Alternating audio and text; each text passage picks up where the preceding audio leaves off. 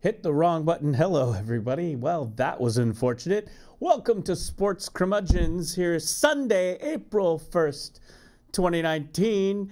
Can't wait to talk about Sunday wrap-up on sports today, on this very day. And I'm here with our very special guest, Jay-Z. Jay-Z is not with us, I guess. Maybe he's late. Okay. Well, gonna go with, we'll just bring up hopefully he's here. We'll bring up Jason Allen. Jason, you're live. Oh, hello? I'm not getting Jason Allen. Hello? Hello? Oh, that's weird. I can't hear you. And you're unmuted. Oh, I hear. What is going on? I do see you. Hello? What's going on?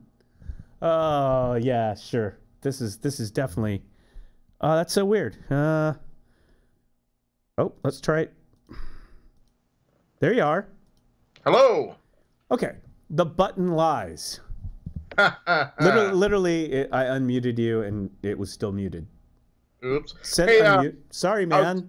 It's all right. It's all right. But I was going to tell you. It's a Sunday. You do know what day it is, don't you? Sunday. No, you're one day off. It's actually Monday. I'm waiting. No, it's Sunday. Sunday, it's April Monday. 1st. Look. Yeah, Jay-Z Monday, April 1st. What? Yeah. Yeah. You know, yesterday, there was someone knocking at the studio door, but I didn't answer. It was Jay-Z out there. Was it? I'm pretty sure, yeah. I thought he was just late. No, I'm pretty sure he's probably out there wanting to get in. Okay. So what's We'll today? have to up to him. Today's Monday? Today is Monday. We didn't do a super sports. All right. Okay. You know what? I have an answer to this. Okay. Look at this. Look, I'll answer it.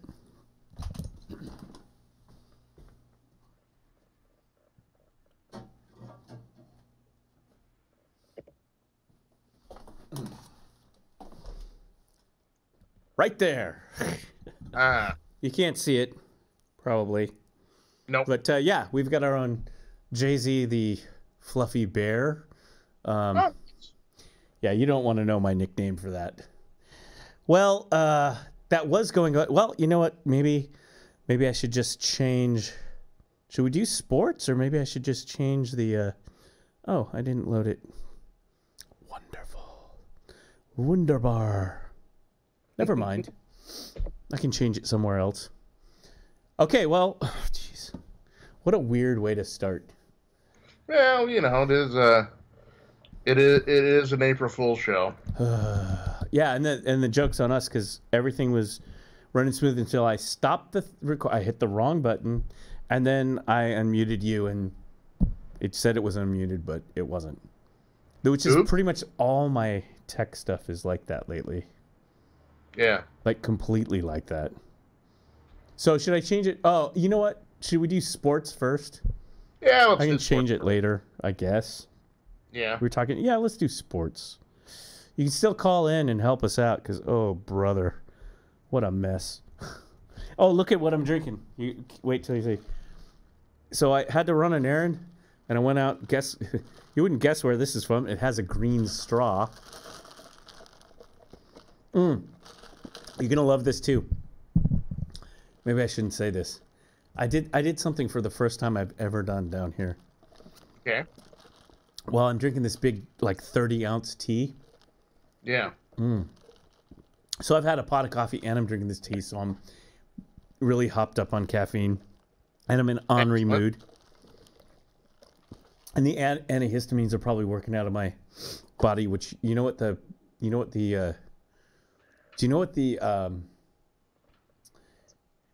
reactions, what do they call them? What do they call them when you take a drug and you have like Side effects? Side effects. God, I can't even think today.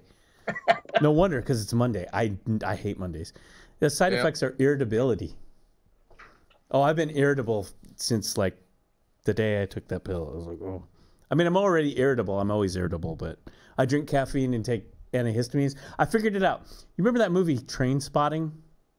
Yes. Great movie, right? Yeah. Really, Ewan McGregor. I love Ewan McGregor. He like his kind of debut big movie, and everything I ever see Ewan McGregor in is great. Even those Star Wars prequels, he played young Obi-Wan, and he was excellent in those. You know, I mean, whatever you think of those prequels, he was still great as that. And remember the whole cast, right?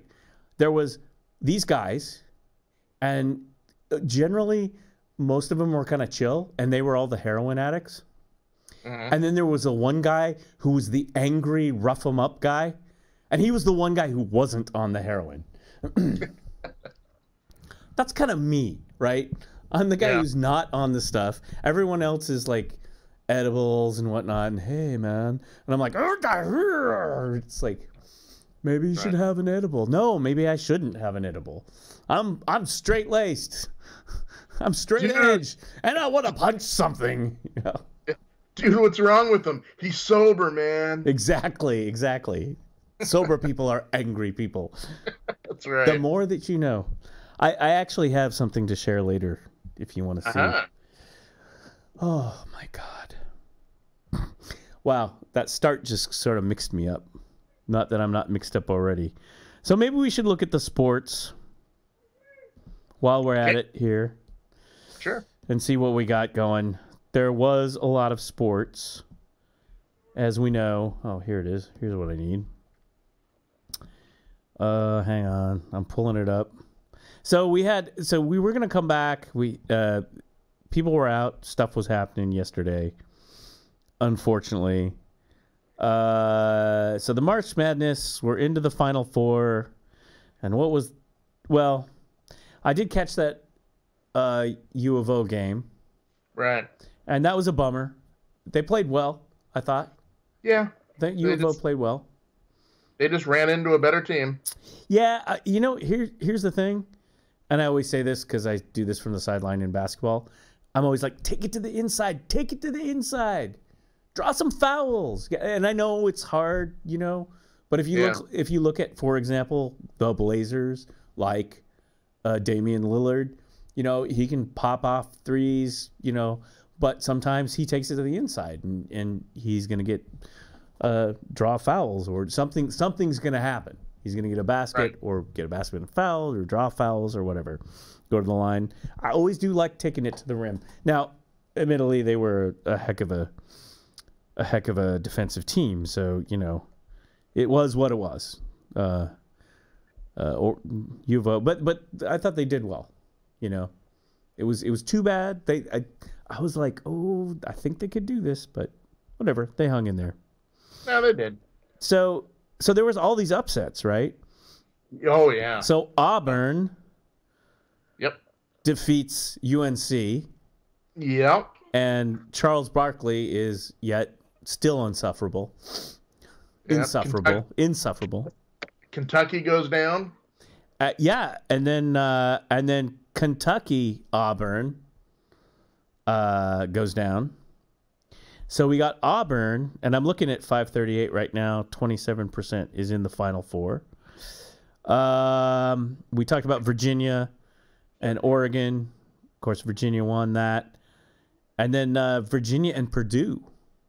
And Virginia won that. They're still number one seed. So Virginia is the number one seed. They're the only number one seed in the Final Four. That's right. Yeah. Auburn is number 5. Yep. And then Texas Tech and Gonzaga, which Gonzaga was the number one seed. So it's except for, a lot of number one seeds get knocked out. But what happened with Duke and Michigan? Michigan State, I guess, right? Right? Yeah, Duke, Michigan State. What a game. Michigan State came out and they were ready to rumble. Duke it was spotty at times. I mean, Zion did what Zion does. Yeah. How many points did he get in that game? Do you remember? Do you know? I think he ended with I don't know. I kind of want to say 31. Yeah, it was something pretty high. Yeah. But you know, I don't know. And but it was a heck of a game. I got to be honest with you. I got to come clean on this. Yeah. I actually missed the game. Yeah. So I'm sitting there, right? And it's later on in the afternoon, and the old cell phone rings, and it's the kid calls me up, says, "Hey, are you watching the game?" I'm like, "What game?" And he goes, "Duke." And I'm like, "Duke's not on right now. They're on later." "No, they're on right now." Yeah. And I'm like, "What?" And he goes, "In fact, it just got over." And I'm like, "You're kidding me. I missed the Duke game. I was watching the Mariner game." Ugh. And yeah, I'm like I'm like one of the few people in North America that wasn't watching the Duke game because, well, I got my signals crossed, I guess. Mm-hmm. I was watching a replay of the Blazers, and it was like, and I was telling you this earlier. My problem. So here's the problem I have with March Madness. There's so many games. There's so much going on. I can't keep up. You know. Yeah. I mean, man, it's like a full-time thing. You know what I mean? Oh yeah. And it's like, so it's like I totally missed it. I would have tuned it in had I known. So, yep. But the best I like is on MSNBC. I was just looking her name up because she goes by KCDC. Yeah. I don't know. Is that like some hip YouTuber thing now on MSNBC? I'm sorry. Come on, MSNBC. Come on. Yeah, interesting way how that came up with their show, the show title, right? Yeah. Is that it? Her show's in development, and she was on Scarborough's show. Oh, my favorite. I guess he flippantly just said, the name of your show should be KCDC, okay. You know? And I get it now. Thanks, Jason. Her name's Casey Hunt. I was looking for a real name. I mean, most news programs, I use their real name. They don't, podcasts. Right. I don't know. Anyway, but the best thing was I can't really play it because we'll probably get copyright hit by. But she was live on MSNBC doing her political roundtable thing, like they do. I don't recommend it. Good luck, MSNBC. Good luck. Yeah. Yeah. Yeah. But anyway, they broke into their political roundtable and they were like, Michigan just beat,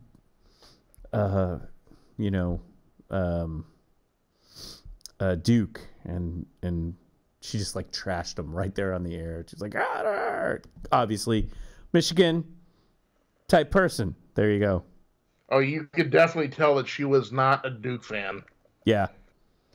She pretty much loathed everything, about. It's pretty funny. You can look it up or not. It's past tense. It's over and done.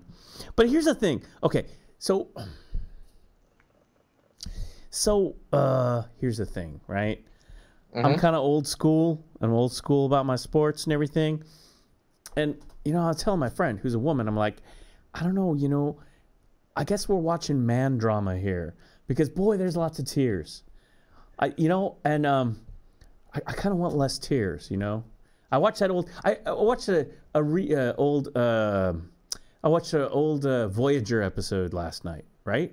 And it was about Tuvok, and it was a flashback when he was a boy on Vulcan and having emotions, and he had to go to the Vulcan teacher to like, hey, none of that, boy Tuvok. You get your infatuations and your love interests out of your thing. Like literally, he had a crush on the girl who sat next to him in the Vulcan High School or whatever. I mean, it was hilarious, but it was like, we don't do that here. But man, I mean, it's like Vulcan High. Yeah, I mean, it's like, okay, Duke, that's a lot of tears. Even Zion, and you're like, what did you say about Zion and his tears? Right? He'll be crying as he's looking at his multi-million-dollar contract. Sure, it's sad. But as Jim McKay would say, the agony of defeat.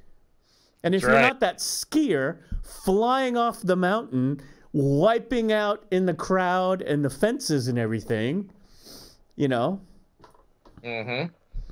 Yeah, he was when I saw him crying, I was like, you know, those tears turned into tears of joy because someone whispered in his ear how many millions of dollars he's going to be making next year. Yeah, come on, man. I don't know. I mean, I know, but I don't tune in to sports to see people crying. Okay. There's no crying in basketball. That's right. I mean, and because we weren't here last week, a week ago, the real crying of the story is, you know, and God, I mean, that was serious crying, was what happened to Nurkic in the Blazers, who had just a tragic injury. And that wasn't, I mean, that was one of those where everyone looked away. Yeah, it's bad for Blazers. It's bad for Blazers fans. He's had a career year. He's been tearing it up. He's been fun to watch. Man, I have had so much fun watching that guy. But nobody wants to see a guy go down like that in any way, shape, or form. But, you know, prognosis will be good. I think. I haven't looked up lately. And everyone's wishing well. It's about him, not, you know, I mean, you know, that's the way it goes. Certainly we'd love to have him in the playoffs, but, you know, I felt bad for him as a person, and I think lots of fans did. But that's crying. I mean, really. No. I mean, a compound fracture of your leg. And if you're, like, shedding a tear or two, I'd be like, not that he was. I mean, I think he's, you know, but oof. But come on, man. You take the wins with the losses. Man up. I'm sorry. I have to say it. 2019, man up. I'm going to drink my little black iced tea, non-sweetener. There you go. Get some caffeine. 32 ounce. Ah. Yeah, I did something down here that I've never done in my life before. Uh-oh. Well. That could be anything. I don't know if I want to say.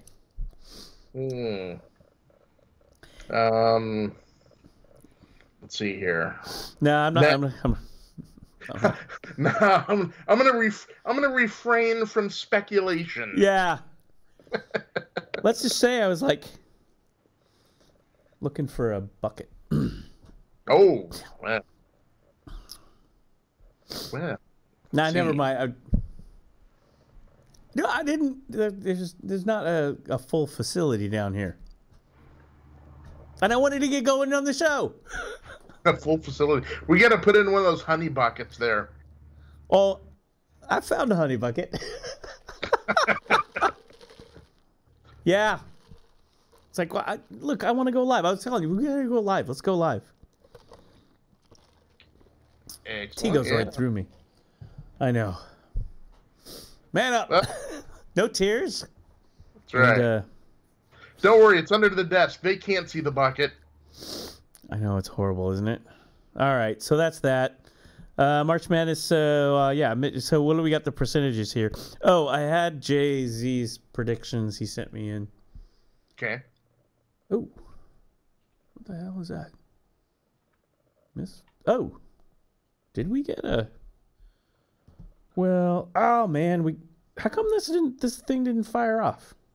What's up? We did get a call in. Did we? Yeah. Yeah, I put out the number there. Yeah. Yeah, we got a call in. Didn't fire off. I might have had it. You know what? I might have had it muted. Oh. Well, you know, if you guys want to call in, you can at 503-395-5040. Give us a call. Mysterious unknown caller. Oh. Okay. It's like those professional wrestlers from parts unknown. Right. You know. Okay, so let me do Jay-Z's here.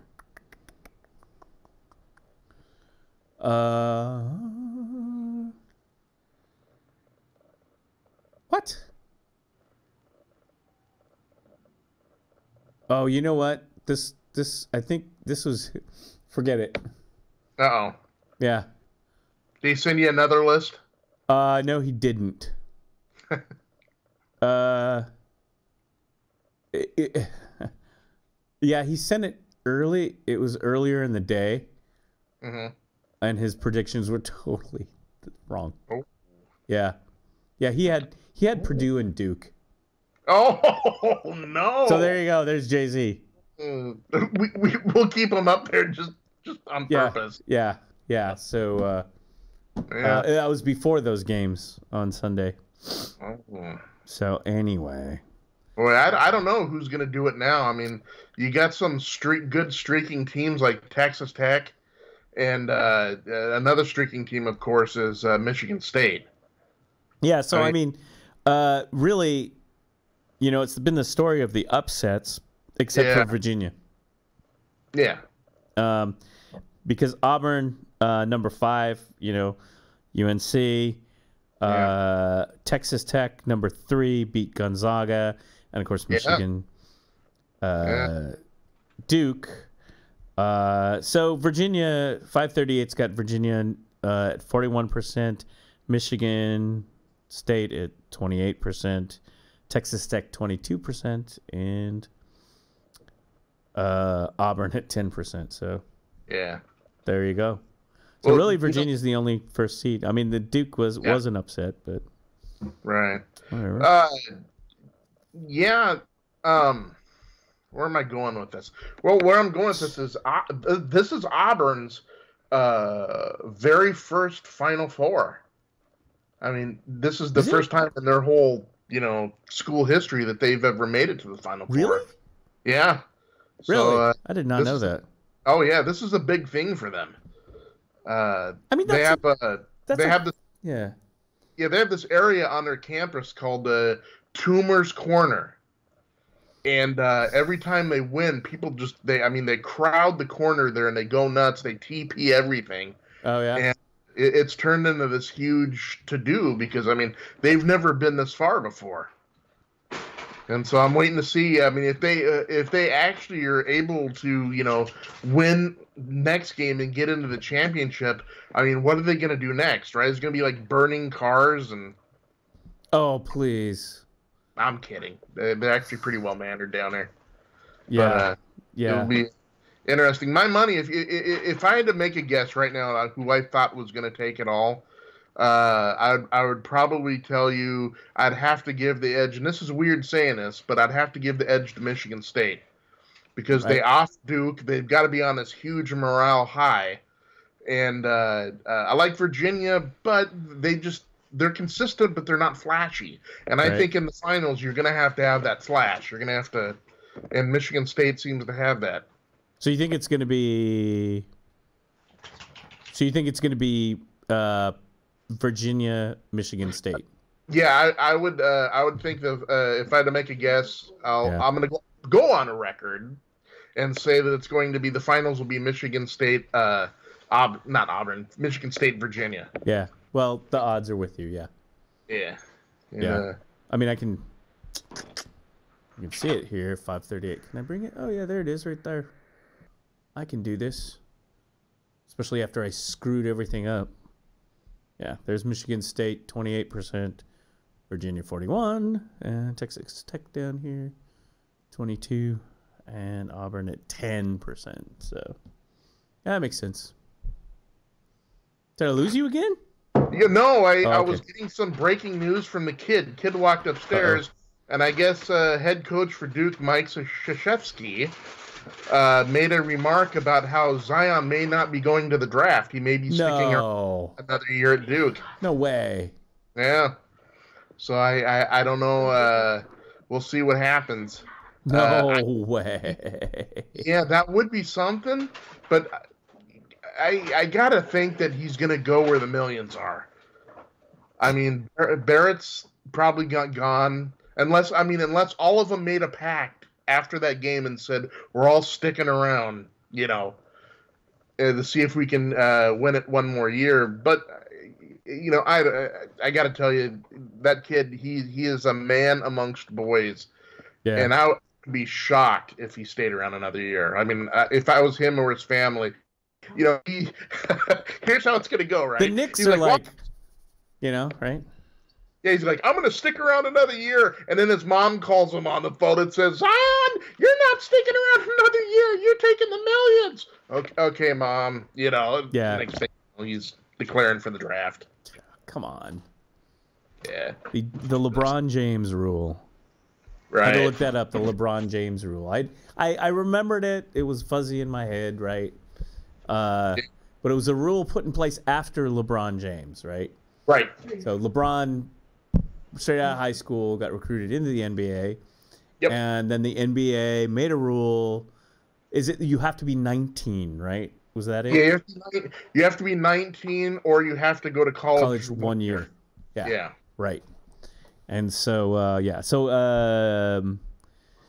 Zion Williamson is 18, and he's been at Duke for 1 year. He's an 18-year-old with the body of a 23-year-old, you know? Yeah, well, interesting thing about him is he's 6'7". Yep. He weighs 285 pounds. Yeah. I read this thing that he would be the heaviest or one of the heaviest players in the entire NBA. Oh, yeah. One of which is Nurkic. Right. Nurkic is one of the heaviest players in the NBA. Right. Tall and muscular. Right. But yeah, I just read that a while ago that if he enters the NBA, he'll be. Yeah, he's 285. It almost sounds like he's about the heaviest. 285. He sounds like a defensive end in a basketball player. Yeah. Holy cow. And it's muscle. It's not. No, it's solid muscle. Yeah. That's great. I don't know. Where is that really? 285 pounds. Oh man, and an 18-year-old kid. Okay, I want to find out if you've been April Fool's punked. Yeah, we're gonna look this up. No one may be April Fooling us. I don't see anything. I don't. Also, Zion's vertical leap is what?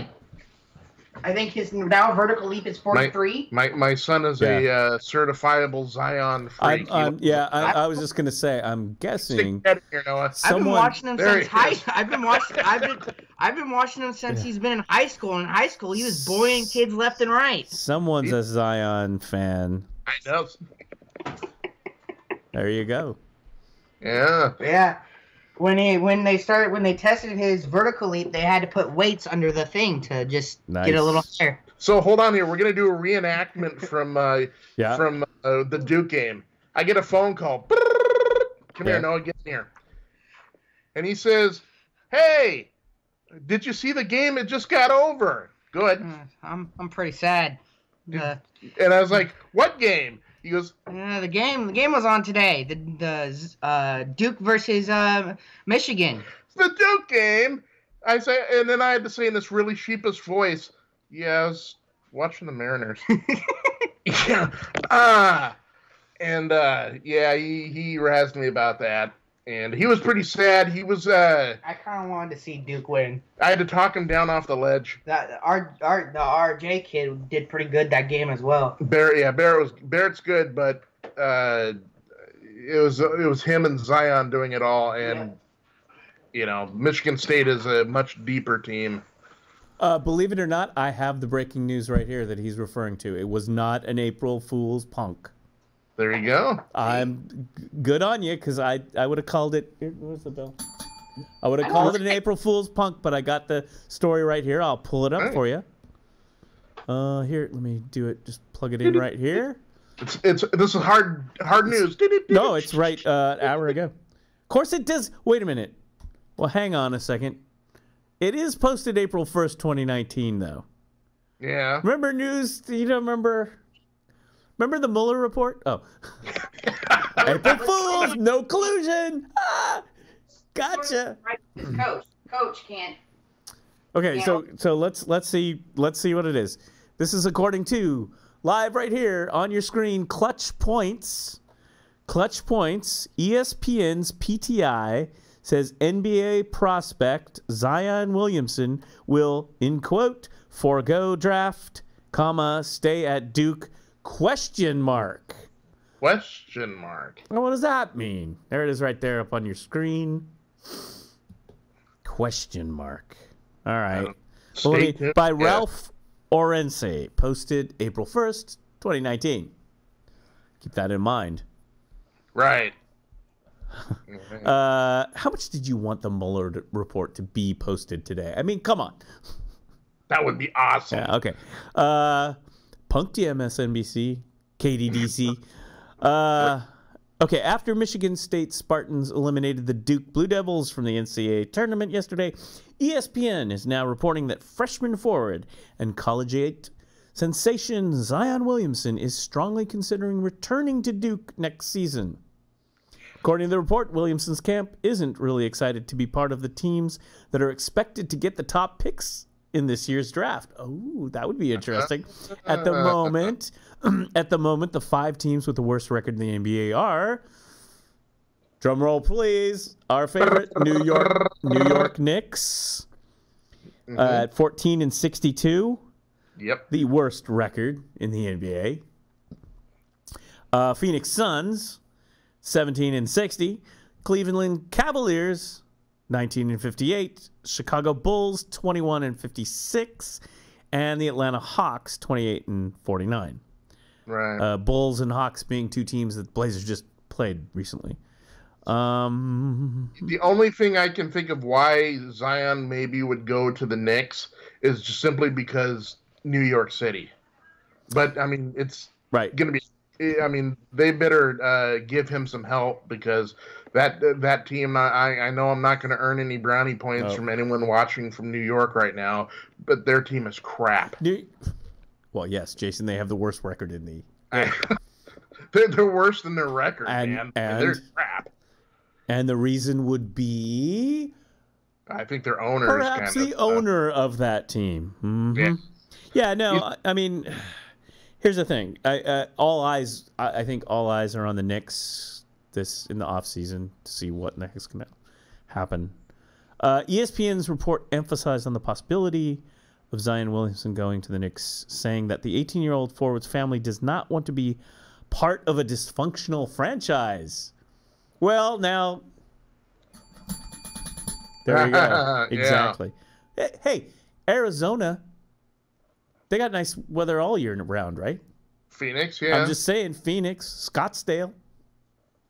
But the problem is I think New York has the pick, and unless somebody offers them, just wow, you know, I was gonna suggest this is an April Fool's joke, but we have been talking about the Knicks here, yeah, and the ownership issues, and that guy's been like. What's his name? Dolan. He's been on the radio saying, "Oh yeah, wait till you see what I do this summer with the team." And it's like, I'm telling you, well, now with Paul Allen gone, I have to tell you, the owner right now is Ballmer, the other Microsoft guy, Steve Ballmer. Right. He's the guy. Right. Clippers, Doc Rivers. There's your team to watch. Oh yeah. Could you imagine them somehow wiggling Zion Williamson? They would have to give up. Oh my gosh, the whole team. Probably their number 1 draft choice for the next 2 or 3 years, and then a couple players. Yeah, and that would be just wow. Although for the Clippers, they'd offer him a major stockholder of Microsoft or something. Here you go, Zion. You're now a major stockholder. Right. Can you imagine though what LeBron would be like over at the Lakers if Zion, somehow magically signs with the Clippers? I'm telling you. He was like, oh crap, I'm on the wrong LA team. I'm telling you. My eyes on those Clippers. Mm-hmm. And that's partly ownership. I think Ballmer's he's a smart owner. He's a smart guy. I mean, look at what Paul Allen did. May he rest in peace to the Blazers franchise. Yep, lifted it back up out of, when they were, remember the years when they were called the Jailblazers, and he's the guy that brought back respectability. I mean, they went out and they got quality players. Even though the Blazers will be the Seattle Blazers soon. No. I got you. I'm kidding. I'm not. That is not a Doc Karnak. I'm not. No. Calm down. Okay. It's April 1st, remember? Oh. Okay. Yeah. Yeah. That's in the back of my mind, though. If you want me to be honest, totally honest with you, that's in the back of my mind. Paul Allen's sister, Yeah, well, I know. And the next thing you know, they're going up to Seattle. Except they wouldn't even keep the Blazer name. The Blazers would be totally erased. They would go back to the Sonics. I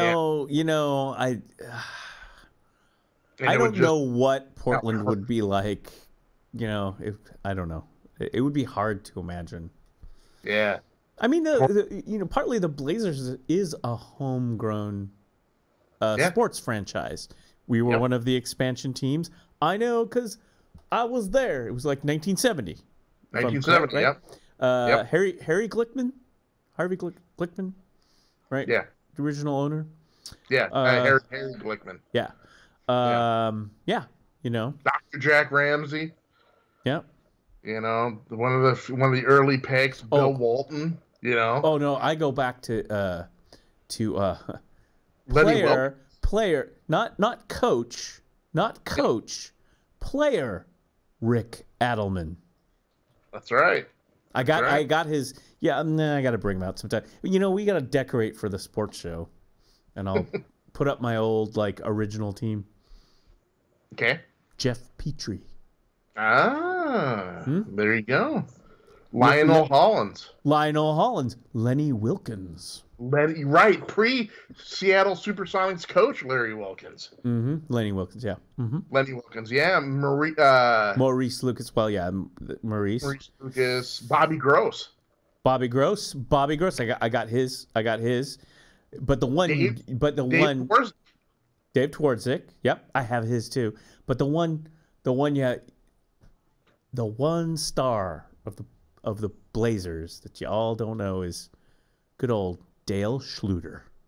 Ooh, the Schlute! How could we have missed the Schlute? Dale Schluter. One of my favorite names in sports ever. Even as a kid, I was like, Dale Schluter. That's right. It's like a German cinema name. It's like, I've got this new Wim Wenders film. The cinematographer was Dale Schluter, That's right. I think he was part of the comedy team that was with Peter Lorre, I think, before they went. I'm kidding. Yeah, you guys don't even know. He really was I don't even remember. Oh, my gosh. Dale Schluter, yeah. The Schlute. Not Schuster. Oh, come on.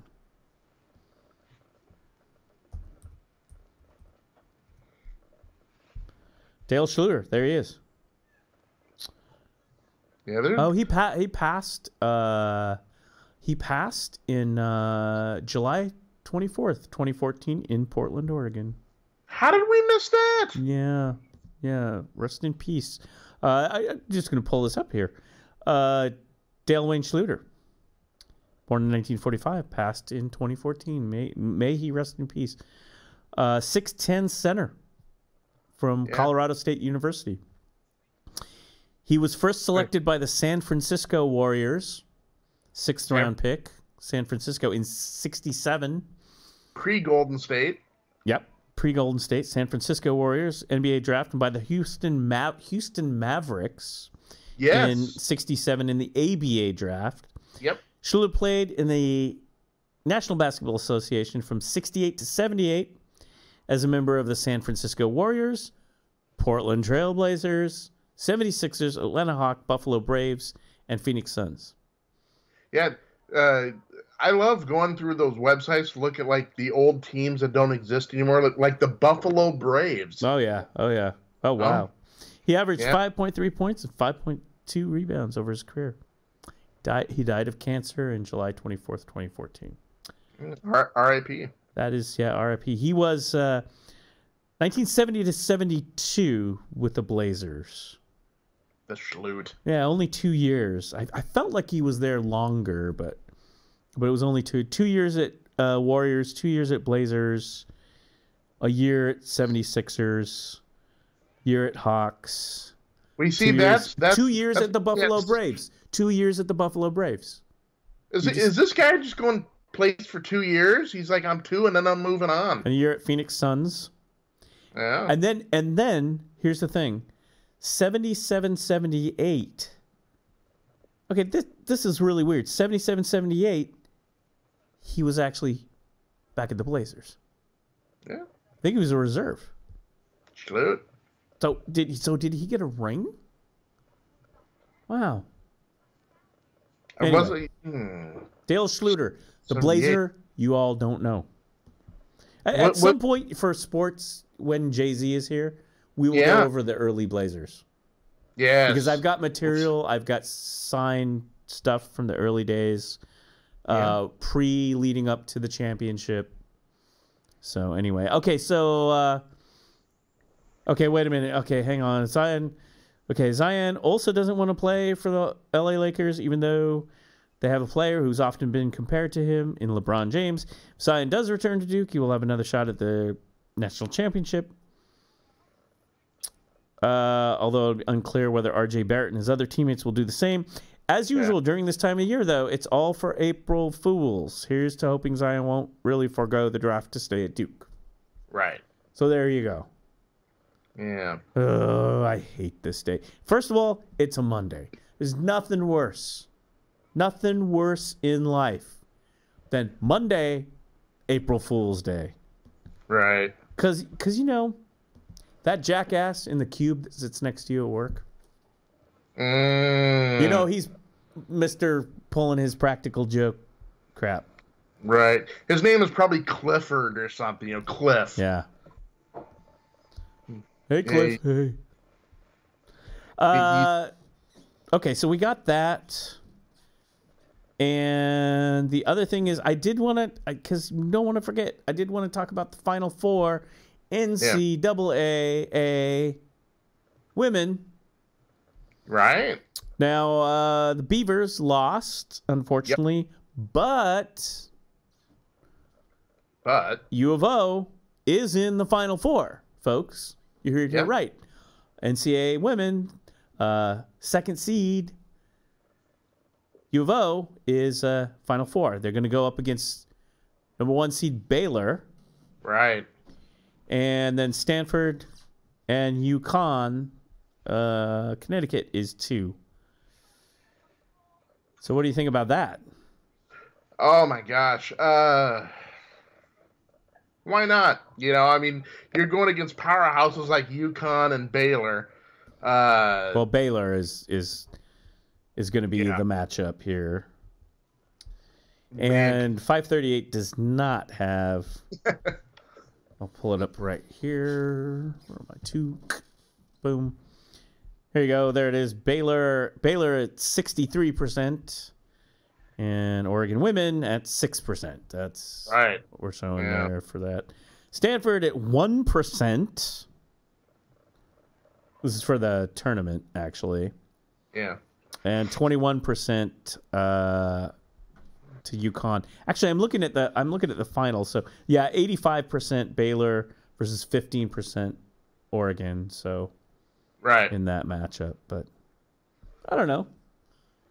Why not? They're playing hard, man. Why not? I mean, Oregon, they weren't supposed to make it this far, you know, and they've been a scrappy team. So I mean, they got some momentum. They got a lot of confidence. You know, if they can catch Baylor on an off night, or they just come out and play, you know, way above expectations.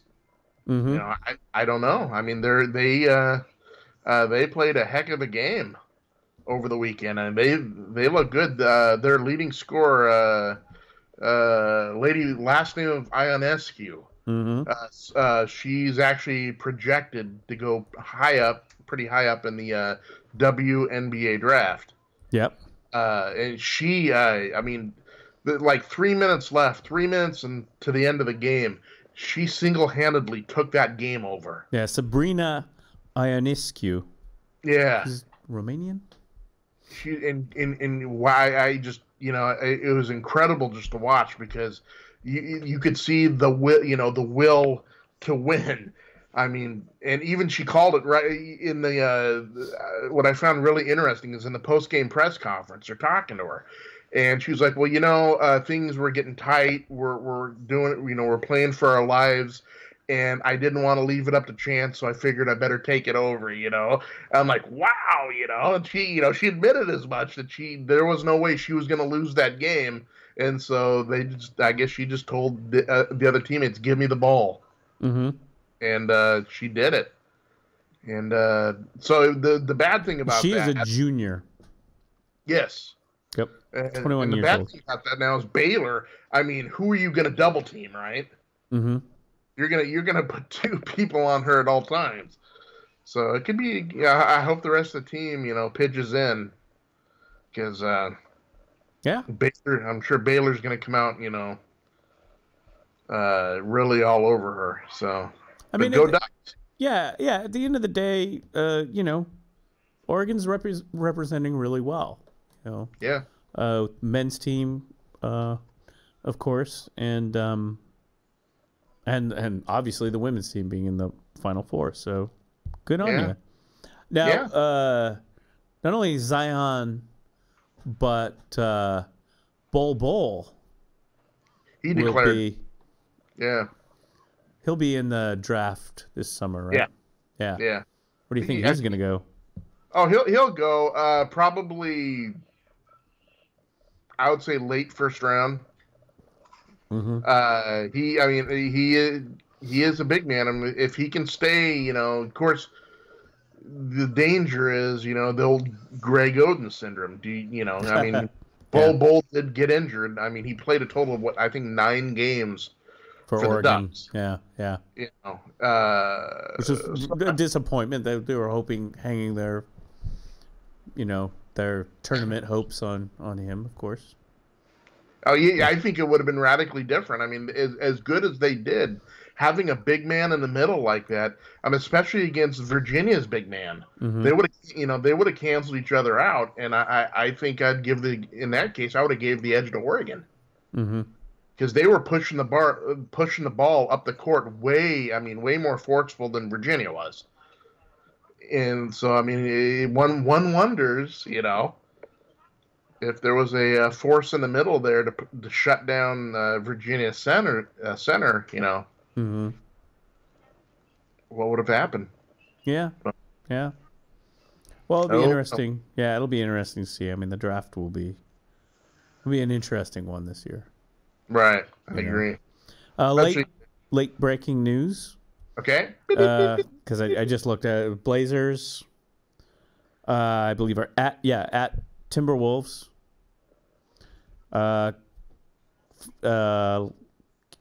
Minute 30 in the fourth quarter, 128 to 118. Oh. Yeah. At least that's what I got right here. So they've been having a good road trip since the Nurkic thing. They did drop one to Detroit, but that was a tough game. Oh, they're up.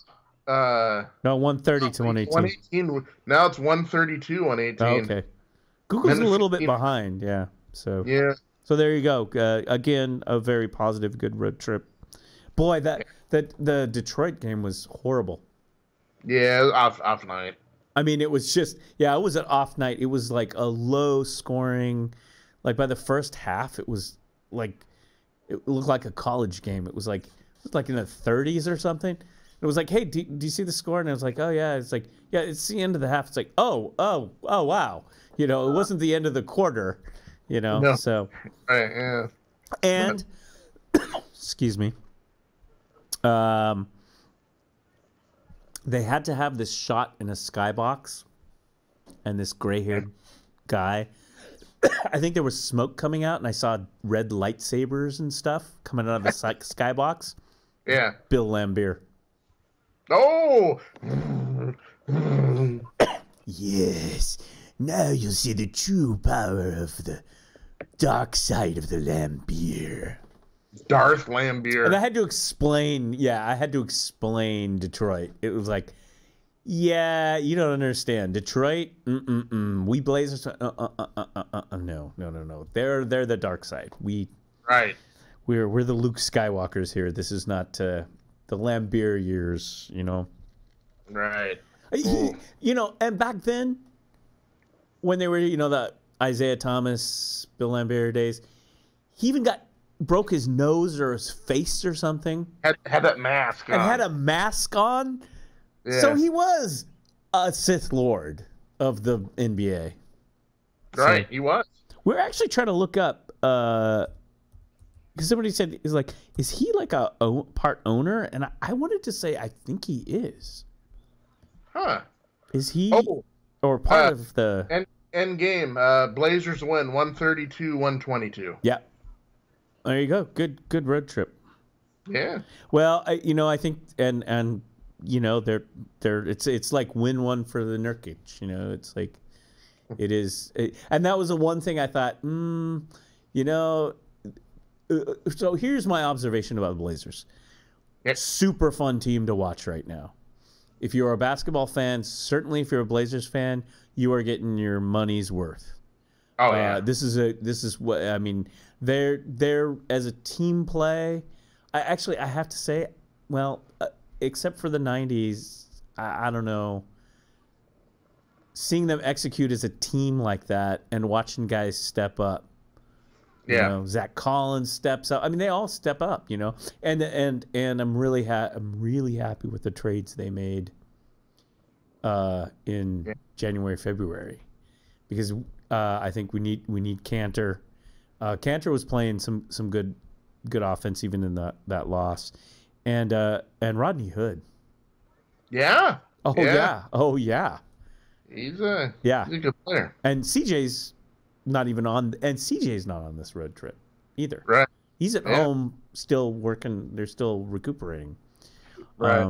I haven't looked up late news, but I still feel like he's going to be ready for the playoffs. But I don't know.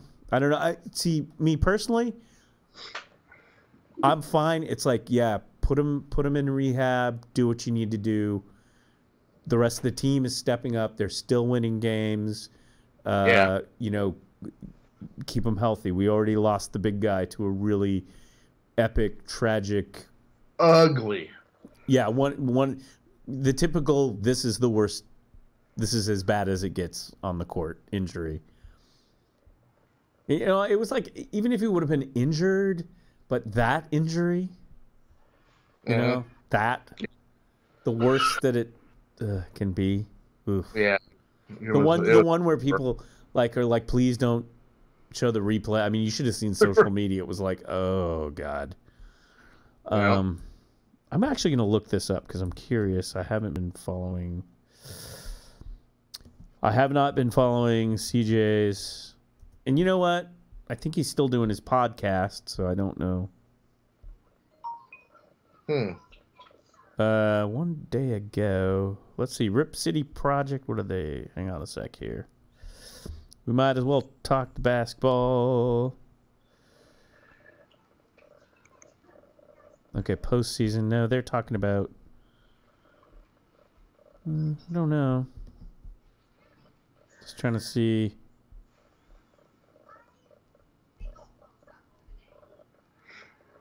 Yeah, I don't know. Just sorry.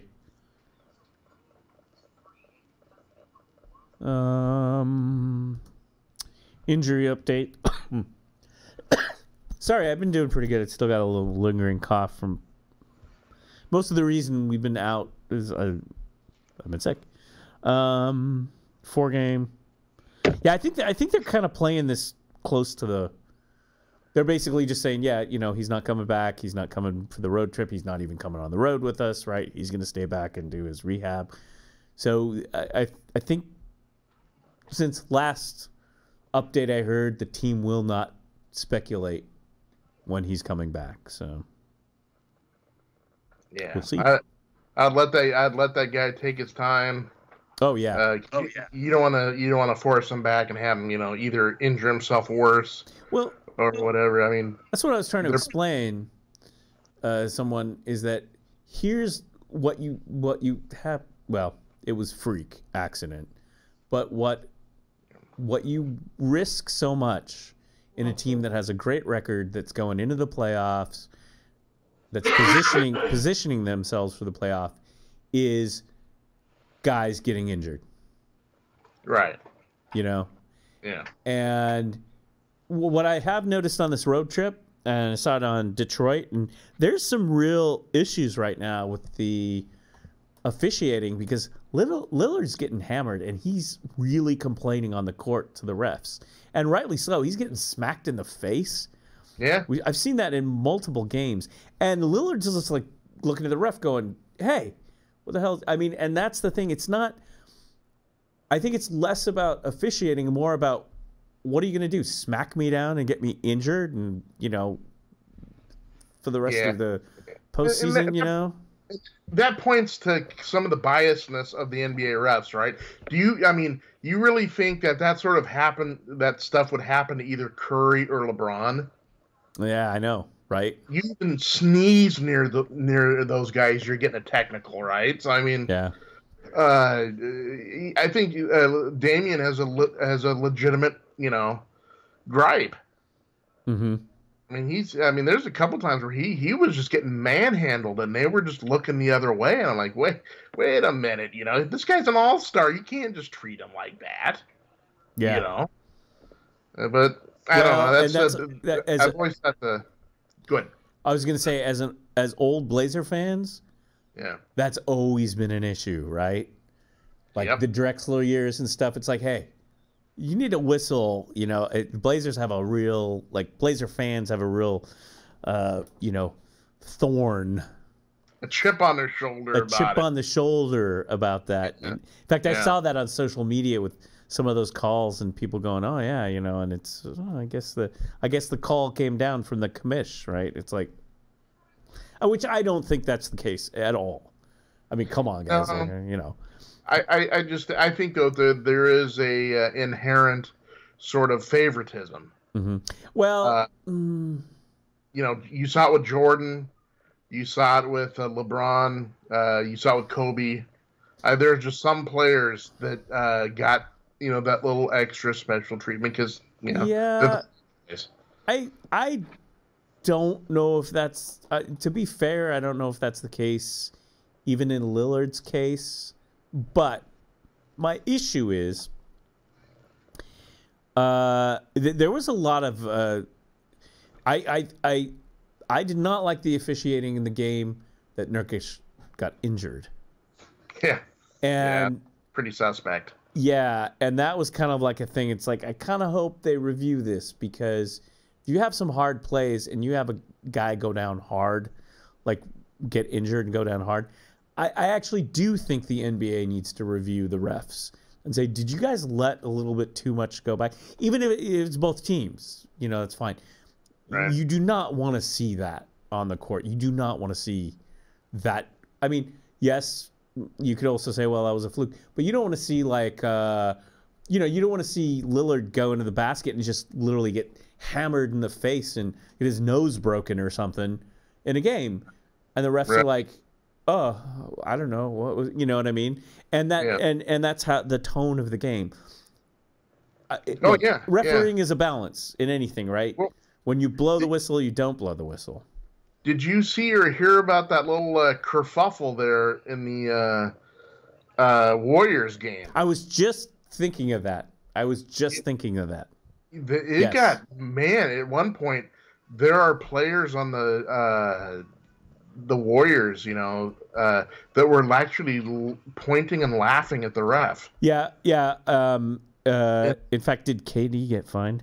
That was the I don't know, but the Warriors Timberwolves game. Right. That was on was that Friday? I believe so. Yeah. Friday? Yeah. Because they played the Hornets yesterday and blew them out. But, yeah, the Warriors Timberwolves, and it was like a half second, and the refs blew the whistle. Yeah. And Timberwolves went to the line, and I can't remember who went to the line. Missed one, but got the other. And this was in OT. It's double OT or can't remember if it was second OT. It was in OT. Curry, I think they waved off a three, and then Curry came back and hit another three. He was looking at the ref. Yeah, and then they blow a whistle a half second at the end of the OT. Saying he fouled someone. The ball was thrown way over that guy's head. It was uncatchable. The guy could retrieve it. Yeah, social media. Yes, yeah. Basically, it was like an alley oop or whatever. It was like ball. Yeah. There was no way the player was going to catch and shoot that ball.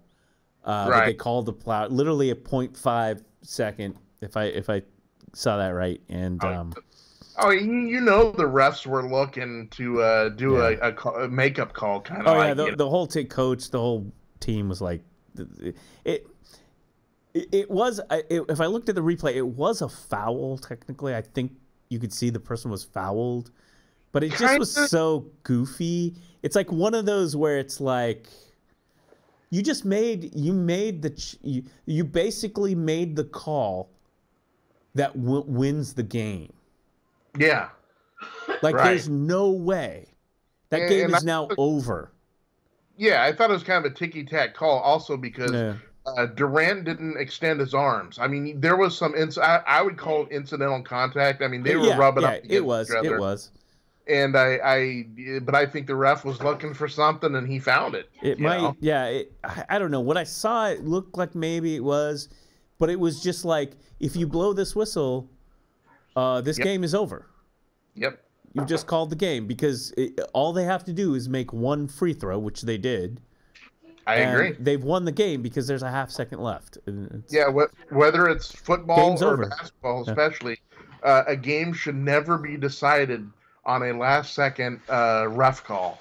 Right. Yeah. And I mean, that happens, right? But yeah, the Warriors, they came unglued, and they're not supposed to say anything.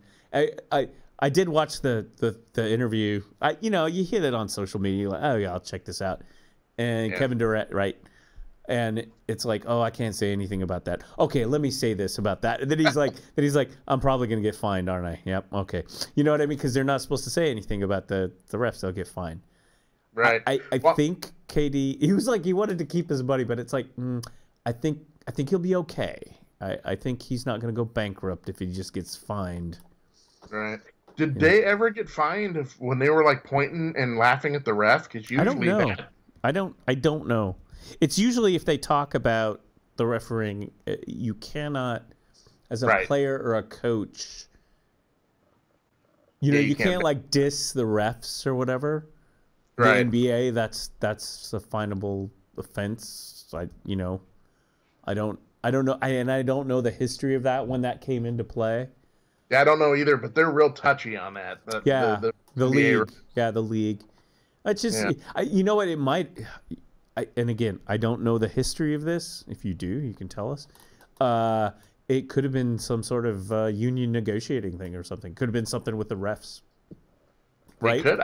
Who knows? It's possible. Who knows all the subplots going into that one? Yeah. That would make sense to me. Yeah. If the refs negotiated their because I assume they have a union too. Right. Negotiated their contract with the league and said, "Oh, by the way, we don't like it when players and coaches diss what we do." Right. I'm gonna look it up though. I'm curious. Interesting. Oh, cough is coming back. Yeah, they were kind of laughing it off. Steph KD blast refs after questionable calls. Again, this was 2 days ago. Yeah. Ooh, call out refs by name. Yeah. That's something that's I don't see anything here. Yeah, I don't see anything here about fines or anything. But anyway, I had taken this so long. I wanted to go back to Darth Bill Lambier. I thought he was an owner, but he is a coach. He's a coach of the Las Vegas Aces, a WNBA team. Really? He's been a WNBA coach. So has he taught other players how to do the Lambier flop? I was just you're reading my mind, Jason. This is why you and I tend to do a show together. You read my right. You sucked that right out of my mind with your. The opening tip off is one of them flopping. All right, ladies. Oh, they're doing it in the. Here's what you do. In the introductions, right? Yeah. Number 13. You know, she comes out and does the flop. Yeah. Oh. And it looks better if you have a mask on. That's right. You know, that's funny you should say that because all the cheerleaders for the Las Vegas WNBA team, they all wear masks. That's right. Yeah. That's right. Even the cheerleaders do flop. Man, we are just, what is that, a half a game away from the Rockets. Blazers are 4th. They're just chasing those Rockets to get into 3rd. Yeah, Rockets. Warriors, Nuggets, Rockets, Blazers. Yep. And Utah Jazz, number 5. Yeah, if I'm Portland though, I don't mind staying at 4. Yeah, I think we'll hold. I think we predicted, didn't we? Yeah. Last time we did a show, and I think we all kind of agreed they'll hold it 4, at least. Yeah, that we pretty much thought, you know, but that was before the Nurkic. But again, they're playing good. Again, I'm having fun watching that team. I mean, I'm having fun watching the guys come off the bench, step up. They're passing, all of that stuff. They're playing on that postseason level, and that's all you want to do is just watch a game and go, "Wow, okay." Yeah, the one thing I like about Blazers is they're hungry. Well, you can tell these guys want to prove themselves. Yeah. After the last postseason outing. Right. Man, yeah, it's tough though. I mean, when you're in a solid division, I mean, you got the Rockets, you got the Nuggets, of course, you got the Warriors. I mean, it's hard to kind of stand out. Yeah, no, it really is. You know, I mean, it's so funny because you watch it now. If you watch basketball and if you're old, watch it since a kid, the level of basketball now is so amazingly outrageous. I mean, I don't know. Yeah. I mean, I remember a time back in the day. Well, first of all, where there wasn't a 3-point in the NBA. No, you're right. Then it was adopted, which I think it was because didn't the ABA have it? Oh, I don't know. I feel like they had the 3-point shot. I don't know. And then they adopted it in the NBA, if I remember the history correctly. And then it was just such a wild, like, whoa, let's try this, Hail Mary, And then it started to become the actual strategy, and... Yeah. And then you got big guys shoot. I don't know. It's just the level of play is so amazing. Anyway, whatever. Well, yeah, I think they're players today. Obviously, they're more athletic, but they're more versatile. Yeah. You're seeing big guys run up and down the court the way only shooting guards could do at one time. Like Nurk. That's the thing. Nurk is like one of the heaviest, not the heaviest or one like second or something, the heaviest guys in the NBA, and that guy can run. He can hustle. Yeah, a big guy. Yep, and then you guys got guys coming up like Zion, who's just just an athletic freak. I mean, 285, 6'7", who's fast. He's a monster. Here it is, right here. Hoops Hype. Well, this was from August. Top NBA prospect Zion Williamson would be second heaviest player in NBA. That was from August of last year. Yeah. I was just gonna say, I'm sure they got listed here. I'm trying to 280.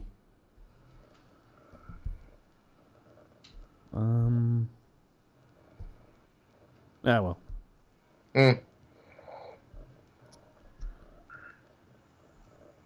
In NBA history. I don't want history. Never mind.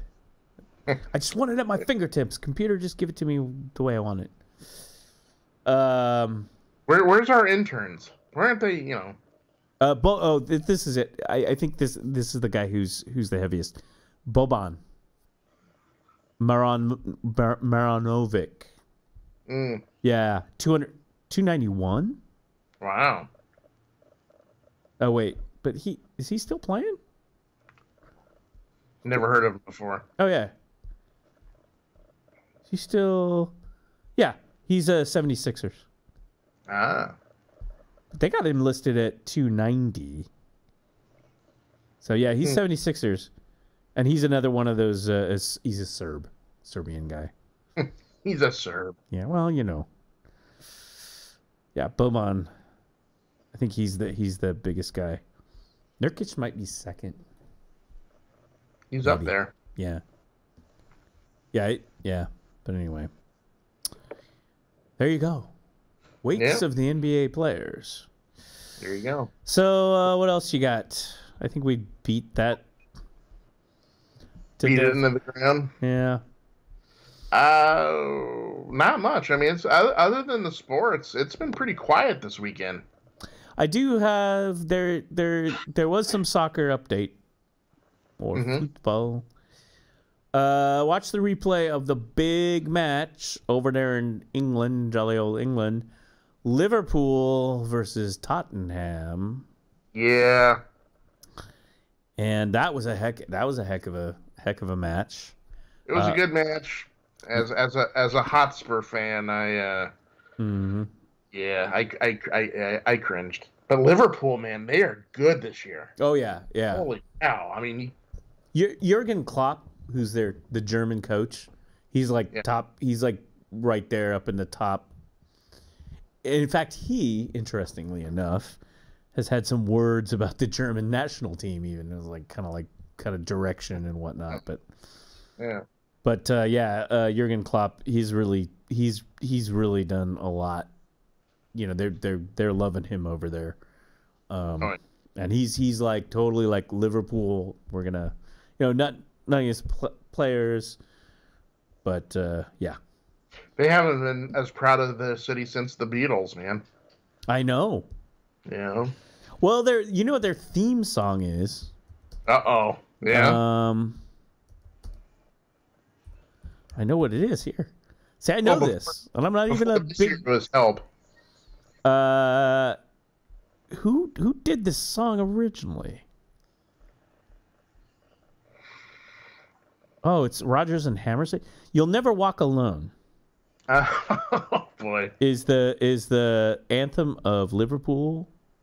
In the UK, the song's most successful cover was released in 1963 by the Liverpoolian Myers beat group Jerry and the Pacemakers. Oh, there you go. From Liverpool, peaking at number 1 in the UK singles chart. That was in '63 for consecutive weeks. Sung by Liverpool fans in 1963, the song quickly became the anthem of Liverpool FC. There's your trivia. "You'll Never Walk Alone" is the anthem of Liverpool Football Club. There you go. Yeah. As made popular by Jerry and the Pacemakers. Right. Jerry. So, and I'm trying to remember. So they are really on track. So we got, where was I at here? Tottenham did they get knocked down to 4 in that game? Yeah, they did, because it's Arsenal 3 and Tottenham 4. I feel like that loss knocked them to 4th. They're head and head 3 and 4. Tottenham, all teams are having a great year. Yeah. Liverpool, Manchester City is on their tails though, trying real hard in that number 2 spot. Yeah. And I said Arsenal, Tottenham, and then at 5 and 6 are Manchester United and Chelsea.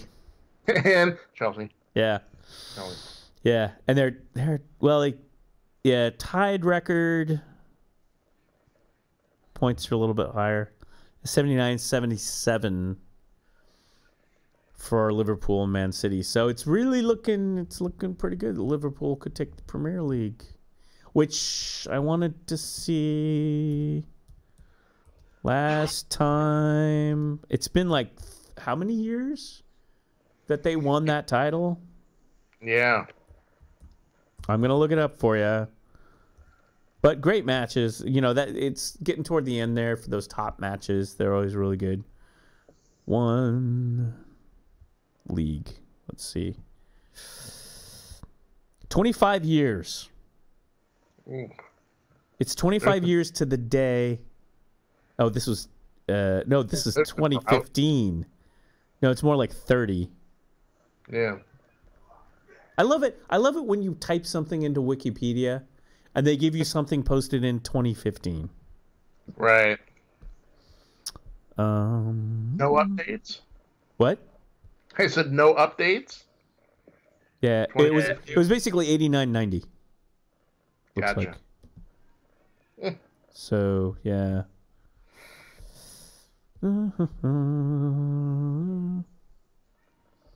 League. So do the math in your head. Yeah, 89.90 was the last time. So there you go. So that's what, 30? Is that what that is? Is that how you do that math? 90. Sure. 2000. 10, 20. Yeah, that's like 30. 89.90. 19, 20. Yep, that would be 30. Sure. So yeah, so if they win, there you go. Yeah. Like you were saying, you know, that's always good to see a team that come back up. Oh, other tie-in here. I want to look this back up here. Keep this in mind. Is he still? Oh, come on, man. Said this before. Oh, for Pete's sakes. I hate, this is why I don't like reading on the internet doing a live show. I think it's the worst thing in the world. You got to have it at your fingertips. If you're trying to, you know, dig through not stupid Wikipedia. I like Wikipedia. But then you have to type in another. You could ask Alexa, but she'll be like, oh, I don't know. What are you talking about?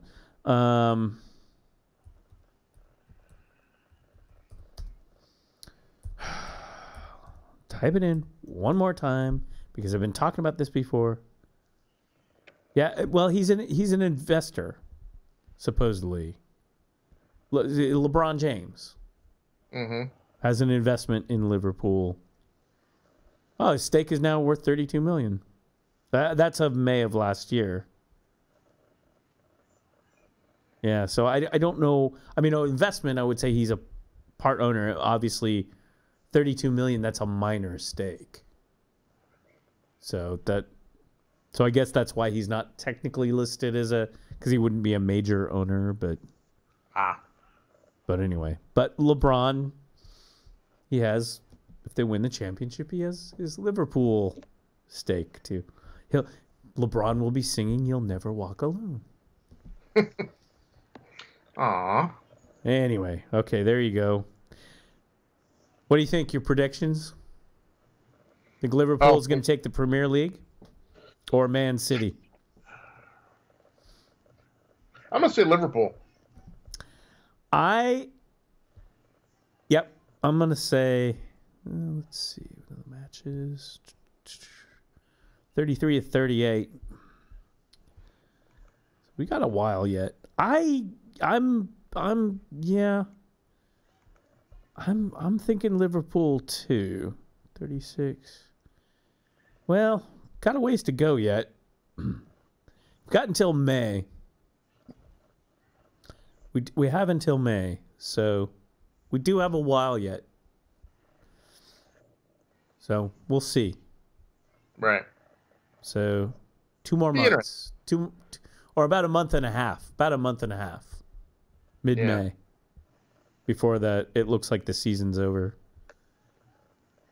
I'm just looking at the matches here. So it looks like they've got listed Burnley and Arsenal on May 12th. So the mighty Burnley. Yeah. Come on. Burnley men. Burnley men. Yeah. But yeah, we're liking Coach. We're liking Coach Klopp, Jurgen Klopp, so they got a chance at it. But Man City is Man City, so there you go. Also, the Champions League. When's the quarterfinal is coming up in a week for Champions League. Mm-hmm. So that'll be in a week, starting up at about Tuesday, the 9th. And the standings there are talking about Liverpool. They're in their Group C. They're number 2 with Paris Saint-Germain. So they're also in the run in Champions League as well. Right, yeah. As is Man City, standing number 1 in Group F with Lyon. Real Madrid and Roma, Juventus and Manchester United. So Man United. See, Man United's going to try to hang their hats on like a Champions League, if they can or not. Bayern and Ajax. Ajax is the one, the Dutch team. They're in the Champions League quarterfinals. That's a huge deal. Yeah. So we'll see. Yeah. And Tottenham is also Tottenham and Barcelona 1, Tottenham 2 in Group B of Champions League. So Tottenham's in there, and then of course Dortmund and Atletico Madrid in Group A. So Tottenham, Liverpool, and Man City and Man U are all in the ones and twos in Champions League. So that'll be a lot of fun. That's a lot of fun. Yeah. Next month or so in international soccer, English soccer. That's when, like I say, when we separate the men from the boys. Right, when things get interesting. Welcome to the Toxic Masculinity Sportsman Cast. Boom, boom. Yes. Broadcasting out of the man. With special tribute to Bill Lambier. And That's Bill right. Belichick. Bill Belichick. All the Darths. Yes, exactly. So, I don't know. Okay. Oh, are we going to come back on Friday and do like a pop culture show? I'd love to, yeah. Yeah. I would totally be into it. Yeah, I mean, a lot of my fault. I like just sick as a dog last week. I mean, a week when we were doing our sports show a week ago, I was sitting here, you know. Right, yeah. And I was just getting over it, trying to get over it. And there was a day when it was like, finally, all I can do is crawl out to try to get to the store to try and figure out what kind of pill I had to get. And it seemed to help, I guess. It was like, it tells you how much medicine I take. It's like there's never anything like, you know. Yeah. So anyway, but it did help. It did help. I took the Loratadine. I think that's how you pronounce it. Loratadine, I believe. Loratadine. Mm-hmm. Yep, Loratadine, which is known on the shelf. I took the generic, right? Because the generic's always cheaper. But it's known as the Claritin, you know. Anyway. Right. But it helped. It cleared me up from just, you know, when everything's just like coming out of you. And you're just like, it won't stop. Yeah. And everyone around you is like, what the hell's your problem? It's like, yeah. And here's the thing. All the other cold medicines, they're always like, oh, and this will put you out. This will make you drowsy. But no, I don't want that. I don't want the drowsy putting me out. I need to, like, you know. Anyway. I complain a lot. Yeah. It is that time of year, though. I mean, I've been getting a really bad allergies this year. That's what I'm still wondering, if it wasn't just some allergic allergy kind of a thing. So I'm not sure. So it just was driving me crazy. I don't know. I was getting cranky. And then, like I said, then it turns out the side effects are crankiness. Irritability. I'm like, oh, this will be fun. Everyone else is on the smack, and I'm starting the bar fights. That's right. Is he drunk? No, he's on antihistamines. Yeah. All right. So I don't know. What else you got? You got anything interesting, or should we call it a sports day and regroup? I think so. I think we've covered it pretty good. Yeah. Okay. Well, I've got some footage from my weekend and stuff, but we can save that for for Friday. Another day. Yeah. Yeah. And literally the only reason we didn't do Friday was my fault because I was worse off. Sunday I could barely get out 2 words without sneezing or something. And if you watch the video, I was worse on Friday. I was like, welcome to the show. It was like, oh my God. I was like, I'm not going to be able to get through this, man. I can't do this. I was just like a fountain of snot. Yeah. Let's get Joan Rivers. She'll sit in. Right. Yeah. That's an old joke from the Johnny Carson past. Right. Sadly, the late Joan Rivers. I can't. Oh man. That's right. Did her daughter win that lawsuit? You know, that's interesting. I don't know. You know, because that was there was. You know what? I never. So Joan Rivers, we say stuff people don't know. She was a comic. She was very successful. Probably, I would say the most successful female comic of her time. She was pretty up there because she, you know. Yeah. And you know what's odd is she was very successful as a stand-in host for The Tonight Show. But there was some falling out or something. It was sad, and this is where kind of feminism and stuff come in. Some falling out with the producers or Carson or whatever, where, you know, people were like, hey, when Johnny Carson retires, she potentially could become the host of The Tonight Show. Right. And actually, at the time, I myself was like, that's cool. You know, we should have one of the main hosts of a national chat show. Why not? Yeah.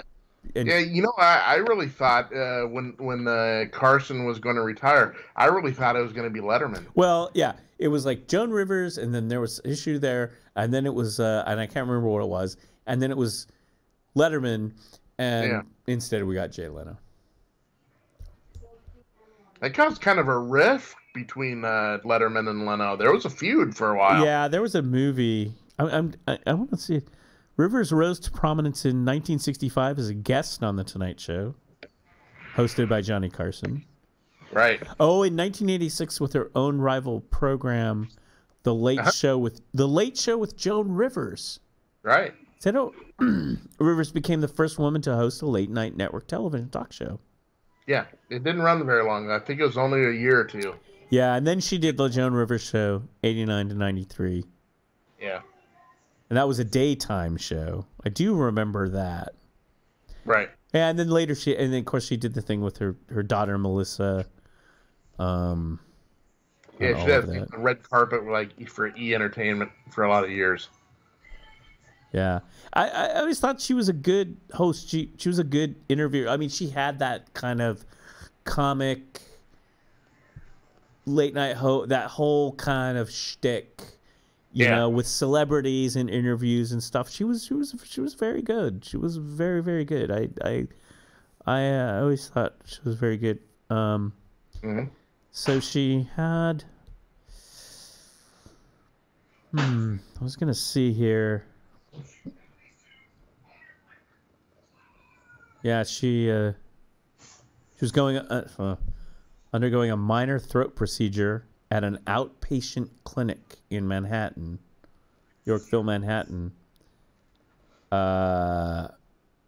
She stopped breathing while going on an outpatient, was resuscitated an hour later at Mount Sinai Hospital and put on life support. Right. Yeah, wow. It's a sad end. Yeah, I'm just trying to see here what happened. Yeah, of course, the medical board, and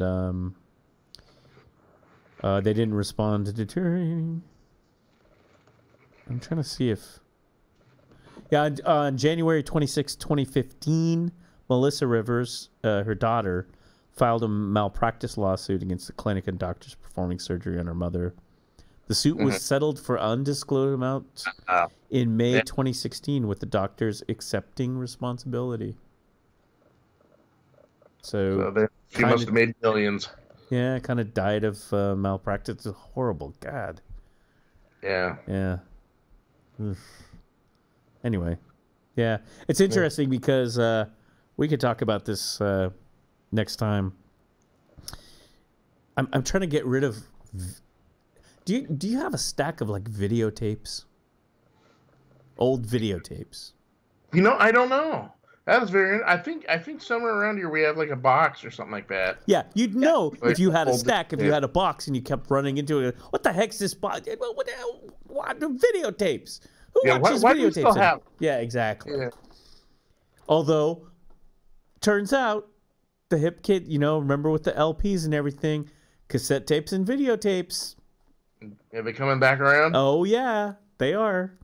Which is great, because if you find some, well, I mean, you can sell them for $1. I don't know, right? Sure. It's still not worth that much, but yeah, I have videotapes, and I found some that I had recorded on cable. And Old Night Flight. Exactly, Night Flight, dude. I ran across. Okay, and so I'm like, okay, I got to get rid of these, right? I got to throw them out. It's like, well, I don't want to throw them out. So I have. Because I have video stuff, as you know. So one thing that I had years ago, which is very handy, is this DVD recorder. It's just like a VHS, but, you can record it. I mean, it was like going to be like the thing that would replace VHS. That's what they used it for. But kind of the DVRs with the hard drives came into play.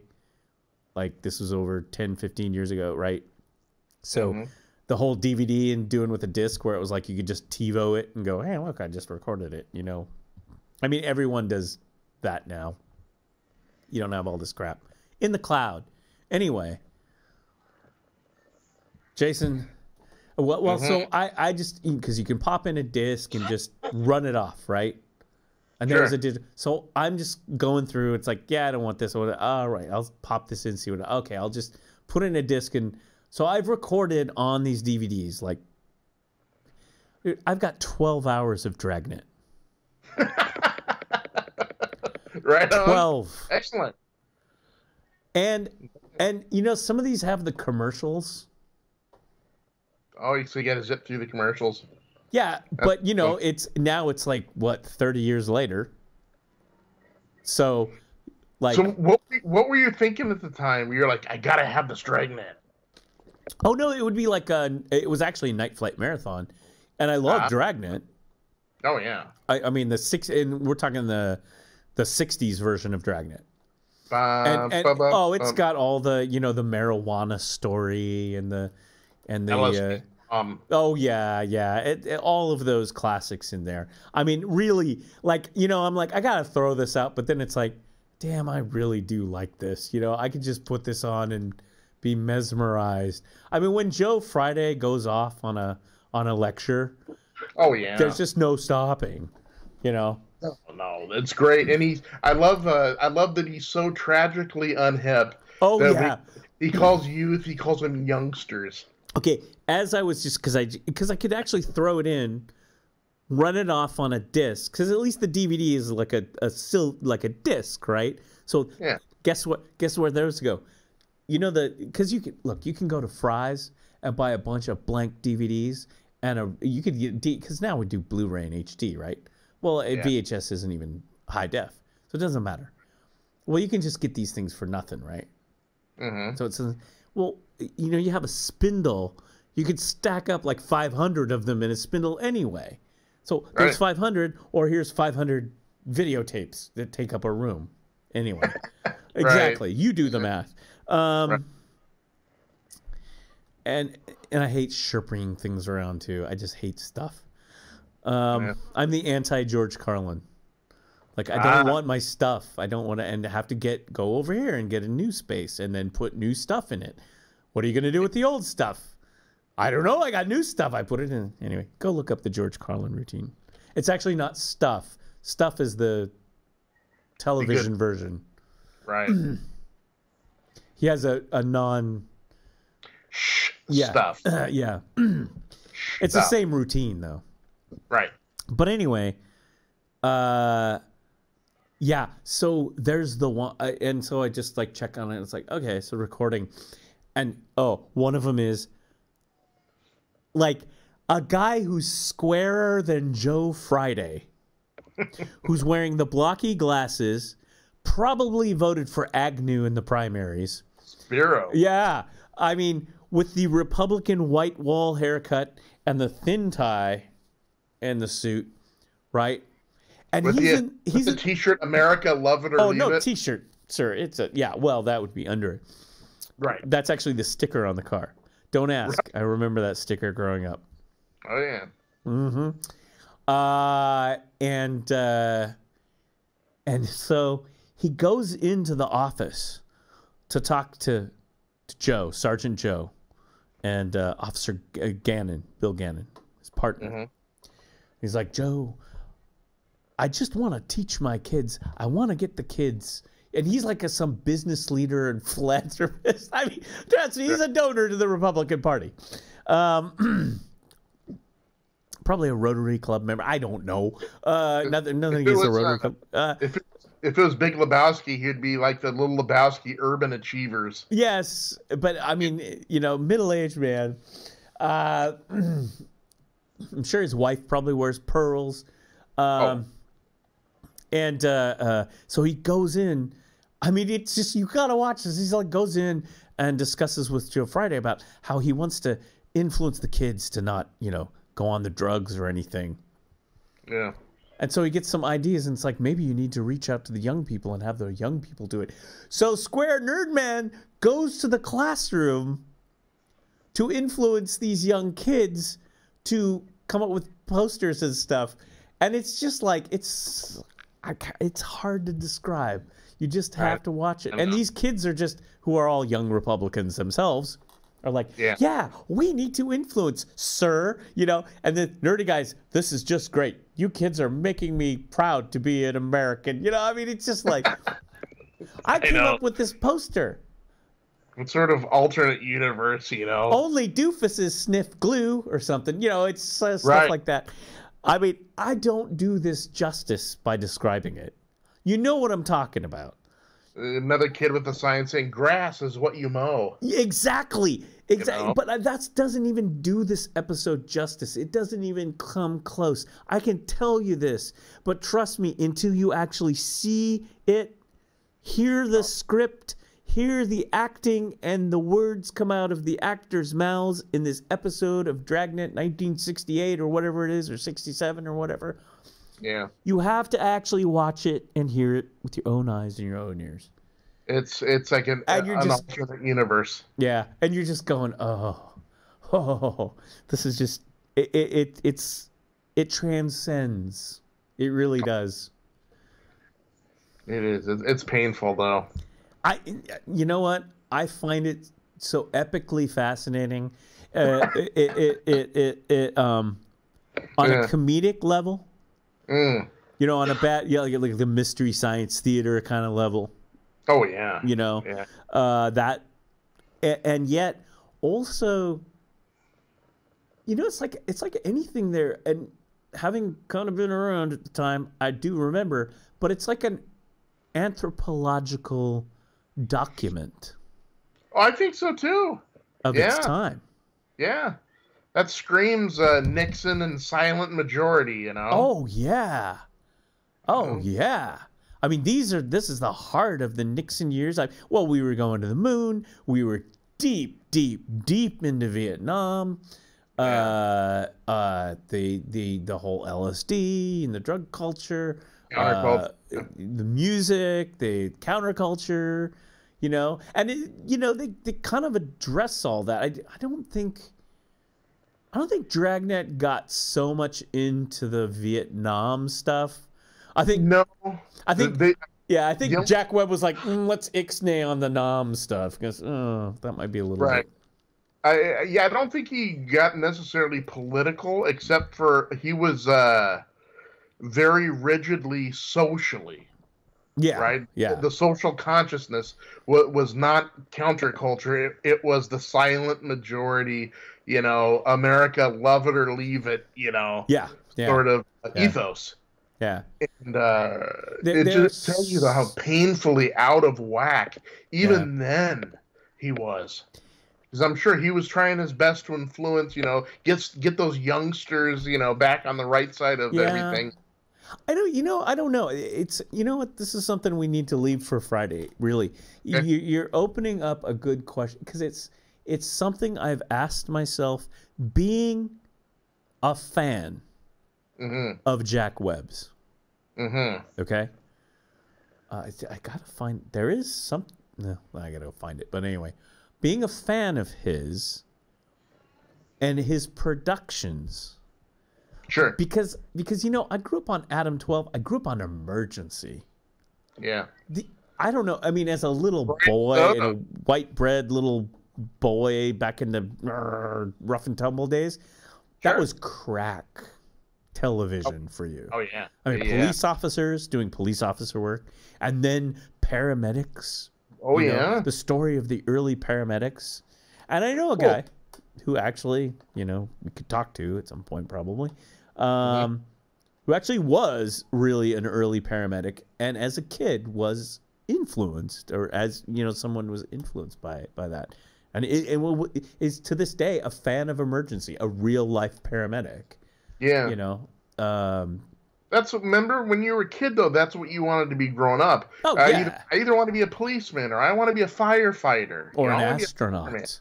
Or an astronaut. The man, and have a genie as a girlfriend. Yeah. And we'll talk about this more on Friday, but I think it really delves back into the very American theme of the man of action, right? Oh, yeah. He's not some guy that sits behind a desk or does, you know, insurance or things like that. He is the guy that's out there on the front lines. He is a man of action. Oh, yeah. You wake up in the morning, you have your coffee, and in that case, your cigarette. Right. And someone would scream help. You know, there would be like a problem, and you, as a white conservative American with a white wall haircut, exactly. Oh, look at this. Oh, I got a great screenshot here, dude. Excellent. Anyway, yes, exactly. He would go save. That went on in men's heads and boys' heads. Oh, yeah, staring off at a distance of the glory of a future America, you know? And today's interpretation of that is, oh, you don't even want to go there. Oh, geez.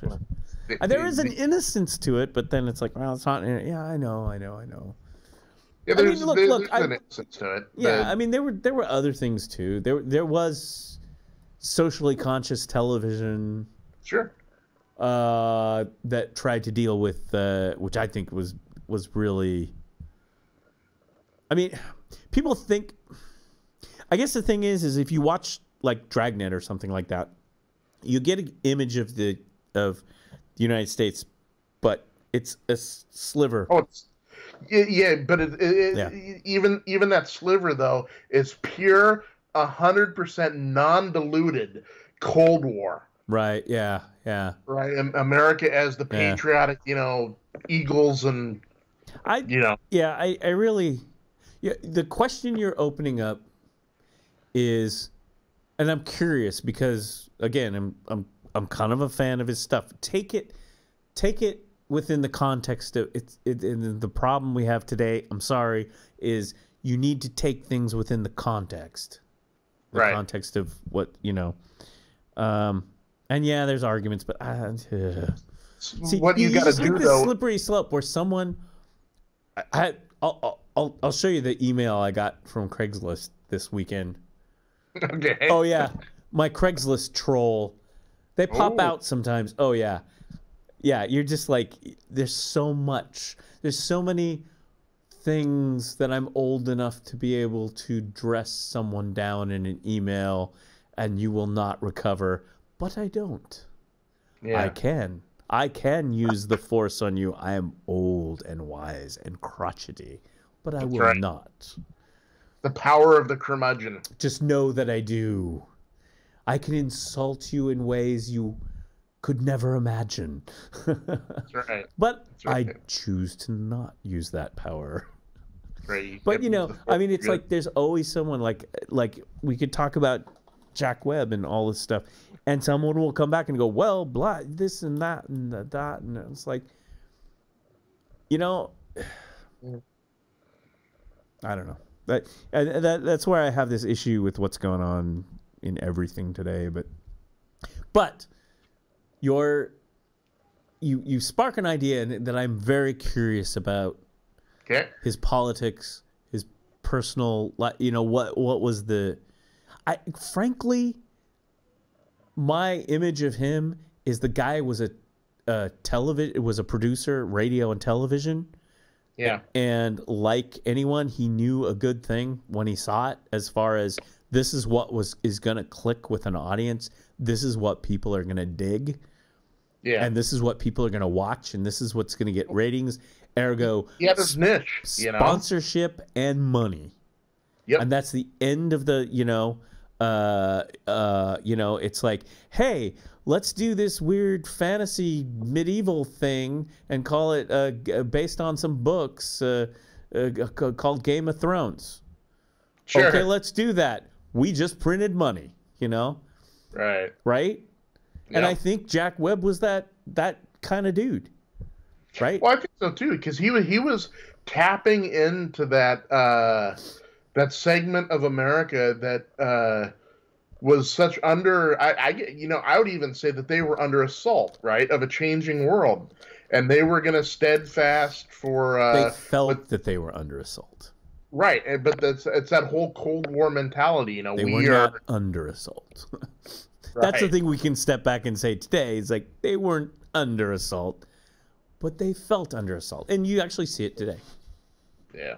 You see it's like, I feel threatened, Jason. I'm under assault. It's like, get out of here. Oh, you can see it in the different tropes. And we'll save that for Friday, too. I mean, in the 60s, the people who were under assault were troops going to Vietnam, the Vietnamese people, and people on the front lines of the civil rights movement, African Americans. So those were people under assault. It's like, the last people under assault were Agnew and his folks, or something like that. And we knew that. And people knew that then too. Right. But it's weird though that the but to prey on that, to sell that idea. Right. But it's a different outlook and a different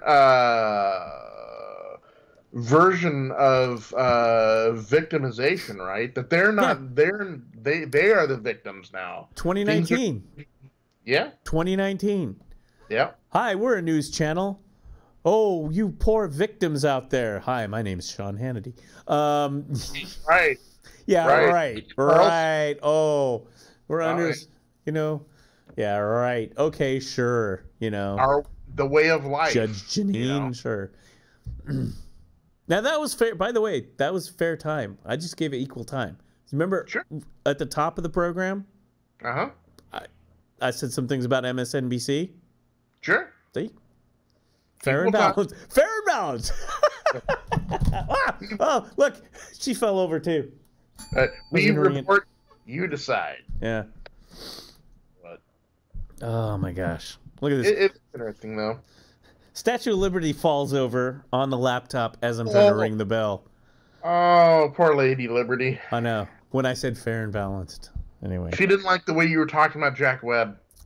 Maybe not. But yeah, we got to look into that on Friday. Yeah. I'm all for it. All right. I know. Beat that. We can't say that. I forgot about that. You're not supposed to even say that. I read an article about that. Phrases like beat a dead horse. I mean, right. Plant-based vegan people. No. That's not what you say. I know.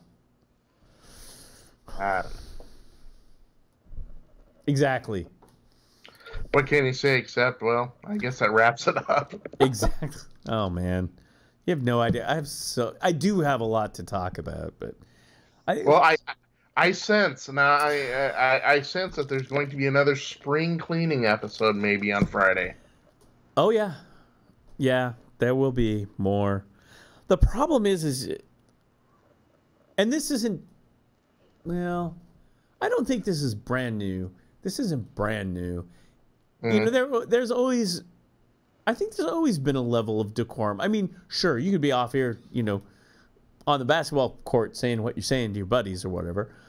Yeah. But, you know, there's always kind of a level of decorum. What would you say?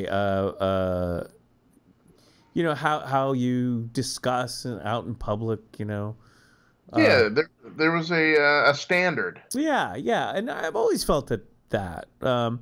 But boy, more and more, you just, you know, you look at stuff and you want to call BS and you go, now, is that going to like offend somebody? Are we really, have we kind of, you know, and you're like, you know, the more and more I see, it's like, and one thing I've always appreciated is people call BS on things. Right. And, you know, turning what I think are more powerful institutions and things into victims. And I'm talking about power, not, you know, not, what would they call it? Not punching down, right? There's another phrase. Sure. I'm not talking about that. But No. more and more I'm seeing like, you